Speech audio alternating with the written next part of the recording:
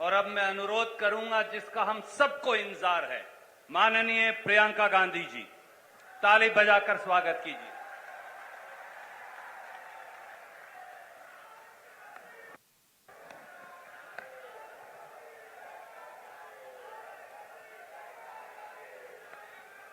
बहनों और भाइयों, सबसे पहले तो आप सबका बहुत बहुत स्वागत इस सभा में। मैं आपको दिल से धन्यवाद देना चाहती हूं कि कटाई का मौसम है और आप अपने खेतों को छोड़कर आज मेरी बातों को सुनने आए हैं। श्री रणदीप सिंह सुरजेवाला जी, कांग्रेस के महासचिव, कांग्रेस के प्रदेश अध्यक्ष श्री कमलनाथ जी, श्री दिग्विजय सिंह जी, श्री कांतिलाल भूरिया जी, श्री सुरेश पचौरी जी, प्रताप ग्रेवाल जी, श्री उमंग सिंगार जी, श्री सुरेंद्र बघेल जी, हीरालाल अलावा जी, पंचेलाल मेधा जी, सत्यनारायण पटेल जी, कमल किशोर पाटीदार जी, जीतू पटवारी जी, कुलदीप इंदौरा जी, मेरे प्यारे प्यारे कार्यकर्तागण और मंच पर उपस्थित सभी नेतागण, आप सबका भी इस सभा में बहुत बहुत स्वागत। आज आदिवासी समाज की गौरव, साहस का चिन्ह गोंडवाना साम्राज्य की महान वीरांगना रानी दुर्गावती जी की जयंती है। उन्हें मेरा शत शत नमन। जय जोहार। लोकनायक कंटिया मामा जी की जय। जय भीम। मेरे साथ एक बार जोर से बोलिए, हमू आखा एक छे। आदिवासी नायक भीमा नायक जी, शंकर शाह रघुनाथ शाह जी, बादल कोई जी की विरासत को नमन। माही माता की कृपा से, कालका माता की कृपा से, अमका झमका माता की कृपा से आज मैं यहां आपके बीच आई हूं। यहीं पास में अमका झमका के दरबार में भगवान कृष्ण ने मां रुक्मिणी जी के साथ लीला रचाई थी। यहाँ मोहन खेड़ा का श्वेतांबर जैन मंदिर है, एक बहुत बड़ा तीर्थ स्थान है जहाँ देश भर से लोग आते हैं। ये महाराजा भोज की धरती है, शहीद महाराजा भक्तावर सिंह जी की धरती है, जिन्होंने हमारे पहले स्वतंत्रता संग्राम में अपने प्राणों का बलिदान दिया। यहीं पर आदिवासी समाज के और हमारे राष्ट्र नायक कंटिया मामा ने हमारी आजादी के लिए बलिदान दिया। यह संविधान निर्माता बाबा साहेब अम्बेडकर जी की धरती है। हमारी आजादी की लड़ाई के दौरान 1942 में भारत छोड़ो आंदोलन हुआ, जो धार जिले से में कालूराम विरुलकर जी ने आंदोलन का नेतृत्व किया। आजादी के बाद संविधान सभा में सदस्य बनकर उन्होंने भारत के संविधान को बनाने में बहुत योगदान दिया। महापुरुषों की धरती है। आज यहाँ खड़े होते हुए, उनका नाम लेते हुए, उनकी याद करते हुए मन में ये बात आती है कि हम इन्हें महापुरुष क्यों कहलाते हैं। इनमें और साधारण जनता में क्या फर्क था?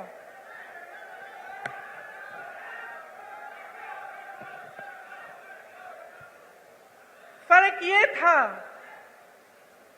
कि इन्हें हम महापुरुष इसलिए कहलाते हैं क्योंकि उन्होंने आजीवन जनता के लिए संघर्ष किया।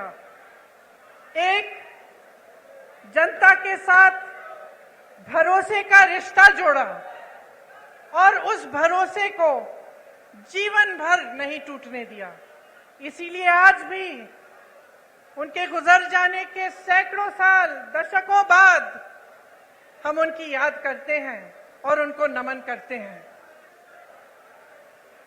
मेरी दादी इंदिरा गांधी जी भी एक इसी तरह की महापुरुष थी, पुरुष नहीं थी, मतलब एक बहुत बड़ी हस्ती थी जिन पर आपका पूरा भरोसा था। और आपका भरोसा इसलिए था क्योंकि उन्होंने दिन रात आपके लिए काम किया। एक भावनात्मक रिश्ता था और आज यहां खड़े हुए उस रिश्ते की भी मुझे याद आती है। हम छोटे थे, हमें आपकी कहानियां बताती थी, आपकी संस्कृति के बारे में बताती थी, और जो रिश्ता आपके और उनके बीच था वो आदर का रिश्ता था, प्रेम का रिश्ता था, श्रद्धा का रिश्ता था। ये एक तरफा नहीं था। ये बात नहीं थी कि सिर्फ आप उनसे प्रेम करते थे या उनके प्रति आपके दिल में श्रद्धा थी। उनके दिल में भी आपके लिए श्रद्धा थी, उनके दिल में भी आपके लिए प्रेम था, और वो आपकी संस्कृति की, आपकी के प्रति उनके दिल में श्रद्धा और आदर थी। तो ये जो रिश्ता होता है, जो नेता और जनता के बीच में होता है, एक बहुत अनोखा रिश्ता होता है। जैसे मैंने कहा, इस रिश्ते को अगर नेता निष्ठा से सींचता है, काम करके दिखाता है, तो ये रिश्ता मजबूत बनता है। तो एक ऐसा रिश्ता बनता है जैसा इंदिरा जी का आपके साथ था। आजकल परिस्थितियां काफी अलग हो चुकी हैं। हमारी तरह बहुत नेता चुनाव के समय खास तौर से आपके सामने आकर बड़े बड़े भाषण देते हैं, आप सबकी बातें सुनते हैं। मैं भी सुन रही थी। आज सुबह जब मैं उठी, मैंने कहा मैं देखती हूँ मोदी जी क्या भाषण दे रहे हैं, क्योंकि वो क्या कह रहे हैं वो भी सुनना जरूरी है। तो मुझे ताज्जुब हुआ कि जो जो हम कहते हैं वही वो कहते हैं। हम कहते हैं उन्होंने घोटाले किए, वो कहते हैं हमने किए। हम कहते हैं हमने विकास किया, वो कहते हैं उन्होंने किया। हम कहते हैं हमने रोजगार दिलाए, वो कहते हैं उन्होंने दिलाए। तो मैं सोच रही थी कि ये तो भाषण तो सभी सेम कहते हैं, वही भाषण है। तो जनता को कैसे पता चलेगा कि कौन क्या कह रहा है और इस बीच सच्चाई क्या है? हाँ, मुझे मालूम है। मैं यहां आ रही थी तो मैंने कुछ लोगों से पूछा, नौजवान खड़े थे, मैंने पूछा कि भाई क्या लगता है इस चुनाव में क्या होने वाला है, मध्य प्रदेश का भविष्य क्या है? कहने लगे राजा जा रहा है। तो मैंने कहा अच्छा, क्यों? कहने लगे कि इस बार हमारा वोट रोजगार के लिए डलेगा।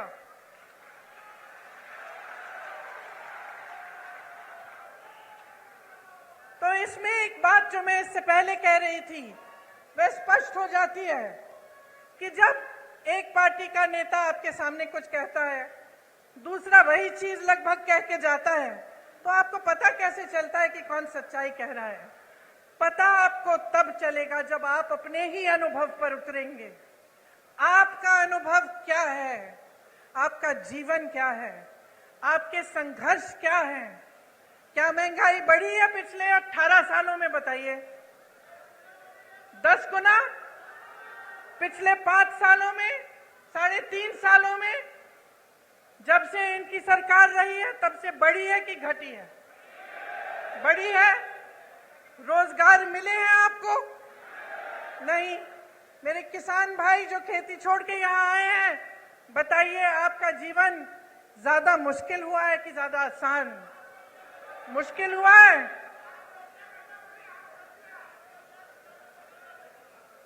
आपको मालूम, आप कह रहे हैं किसानों की आत्महत्या 17,000 में। मैंने अभी एक आंकड़ा सुना कि लगभग 17,000 नवयुवकों ने आत्महत्या की है पिछले 18 सालों में। तो सोचिए कि आपकी सच्चाई आज क्या है।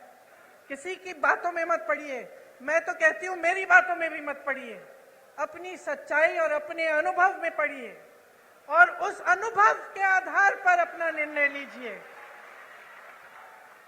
आज हम इस देश में खड़े हैं जिस पर हम सबको गर्व है। और गर्व क्यों है?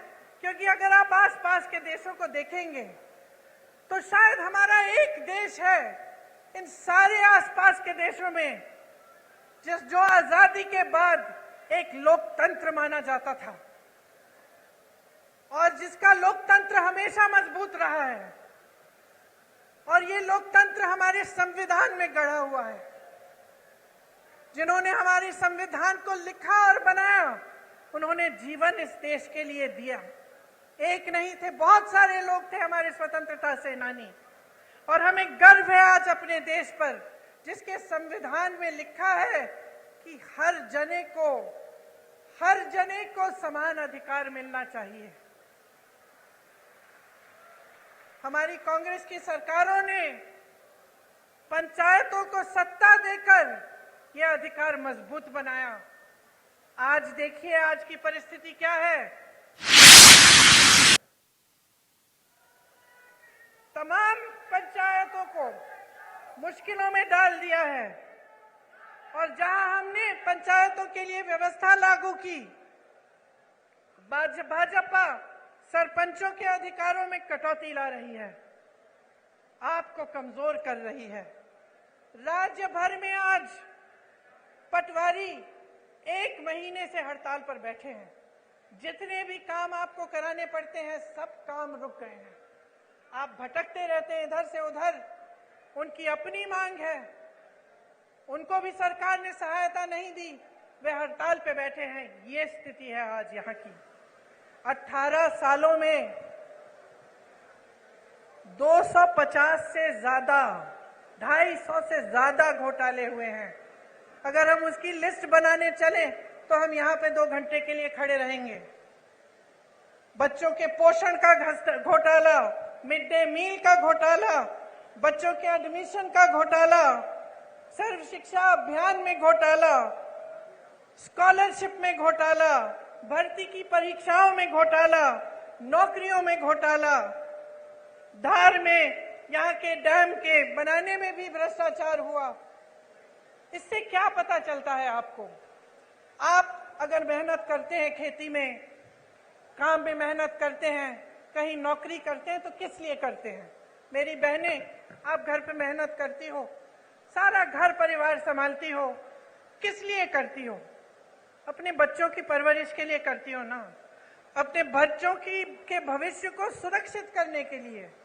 हम हमेशा सोचते हैं कि हमारे बच्चे बड़े होकर हमसे कुछ ज्यादा ही करें। अगर हम खेती करते हैं, हम सोचते हैं कि चलो इसको पढ़ाएंगे लिखाएंगे, इसकी और हमारे से बड़ी ज्यादा नौकरी होगी। अगर हम कहीं पे नौकरी करते हैं, हम सोचते हैं चलो इसको और पढ़ाएंगे लिखाएंगे कि ताकि हमसे भी ज्यादा कमाएं, हम बूढ़े होंगे हमारी देखभाल करें। यही हमारा मकसद होता है। चाहे जितने भी लोग आज यहाँ बैठे हैं, सब चाहते हैं कि अपने बच्चों का भविष्य मजबूत हो, उनकी तरक्की हो।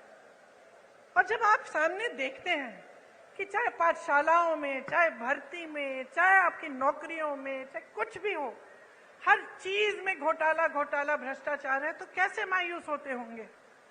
तो कैसे आपका दिल मजबूत बने और आप आगे बढ़ते चले जाएं? जब आपने किसी पर भरोसा किया, आपने अपना पूरा भरोसा एक नेता में डाला, एक पार्टी में डाला, और आपको पता चला कि 3.5 सालों से, उससे पहले भी जब इनकी सरकार थी, तो सिर्फ भ्रष्टाचार करते रहे। मैं जानती हूं कि आप में से कुछ लोग हैं जो सोचते हैं कि चलो खा रहा है, थोड़ा बहुत उसको खाने दो, हमारा काम तो करे, है कि नहीं? मैंने बहुत बार सुना है कि लोग कहते हैं चलो कोई बात नहीं, थोड़ा बहुत सब करते हैं, लेकिन कम से कम हमारा काम तो हो रहा है। मैंने बहुत बार कभी सुना है। लेकिन यहां तो परिस्थिति है कि खाए जा रहे हैं, आपका एक काम नहीं हो रहा है। आप अपने बच्चों को पाठशाला भी नहीं भेज सकते ये जानने के बिना कि वहां पे भी भ्रष्टाचार हुआ है। यहां व्यापम का घोटाला हुआ, 50 से अधिक लोगों की मौत हुई, इन्होंने जांच कराई। ये जो ईडी ये सबके घर भेज देते हैं एजेंसियों को, पता चला कि किसी ने इनके खिलाफ कुछ कह दिया, लिख दिया, एकदम ईडी पहुंच गई उनके घर। अरे यहां तक कि फिल्मों के अभिनेताओं के घर भी कल परसों ईडी पहुंच गई। यहां पे क्यों नहीं पहुंची? यहां जो इतने बड़े घोटाले हुए हैं, इनके अधिकारियों के घर में क्यों नहीं पहुंची? इनके नेताओं के घर में क्यों नहीं पहुंची? तो ये सवाल आपको पूछने हैं। जब मां नर्मदा के साथ घोटाला हो सकता है, भ्रष्टाचार हो सकता है, जब महाकाल की